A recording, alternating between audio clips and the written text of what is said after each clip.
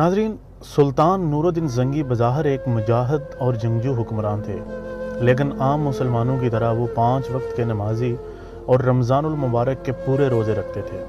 लेकिन सुल्तान आदल का एक पोशीदा अमल ये भी था कि वो हर रात सरवरे कौनैन सल्लल्लाहु अलैहि वसल्लम पर बड़े पुरसोज लहजे में दरूद भेजते, यहाँ तक कि उनकी आंखों से आंसू जारी हो जाते और फिर वो इसी हालत में सो जाते।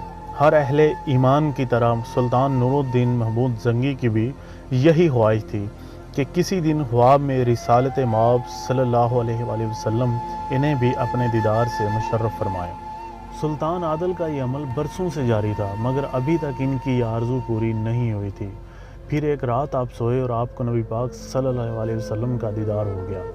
सरवरे कौनैन सल्लल्लाहु अलैहि वसल्लम वली शाम को मुखातब करके फरमा रहे थे, नूरुद्दीन, ये आदमी मुझे सता रहे हैं, जल्दी उठो और इनके शर का खात्मा करो।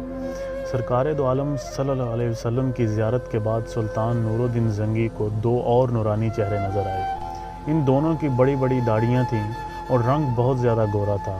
फिर वो दोनों नूरानी चेहरे भी गायब हो गए। सुल्तान नूरुद्दीन ज़ंगी की आंख खुल गई और वो घबरा कर उठ बैठे। बहुत ही अजीब ख्वाब था। एक तरफ हुज़ूर अकरम सल्लल्लाहु अलैहि वसल्लम ने सुल्तान आदल को अपनी ज़ियारत से भी शरफ याब किया था और शिकायतन ये भी फरमाया था कि वो 2 आदमी आपको सता रहे हैं। सुल्तान नूरुद्दीन ज़ंगी इस ख्वाब की ताबीर समझने से कासिर रहे। फिर इन पर वहशत सी तारी हो गई और वो रो रो कर रात भर तौबा इस्तग़फ़ार करते रहे, यहाँ तक कि फ़जर की अज़ान हो गई।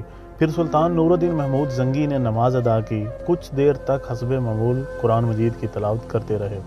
उसके बाद दरबार आरास्ता कर लिया।